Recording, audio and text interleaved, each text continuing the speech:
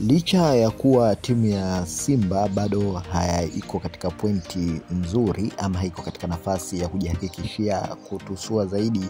kwenye hatua ya makundi, na hii ni kutokana na kuzikosa pointi za muhimu mpaka kufikia muda huu, na kilichobaki ni mashabiki wanasubiri kuona katika mechi chache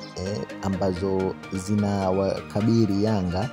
pamoja na Simba, kama vile ambavyo watu wamekuwa wakiwatazamia kama virabu vikubwa vya soka Tanzania, ni kipi kitaenda kubadilika, kwa sababu ukiangalia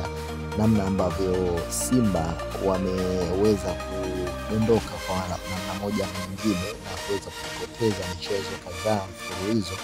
jambo hili limeweza kuwapa wasiwasi kubwa na kuwashtua mashabiki wa Simba. Lakini unaambiwa usimkatie mtu tamaa, na kwa kuwa soka halina mwenyewe, mchezo ambao unabadilika muda na saa yoyote ile, basi mashabiki wameweza kuombwa waendelee kuvumilia katika kipindi hiki ambacho Simba imekuwa ikijipanga tena kuhakikisha kwamba michezo iliyobaki na idadi ya mechi wanaenda kuzikamilisha kwa kuchukua pointi za muhimu ambazo zitaweza kuwavusha kwa hatua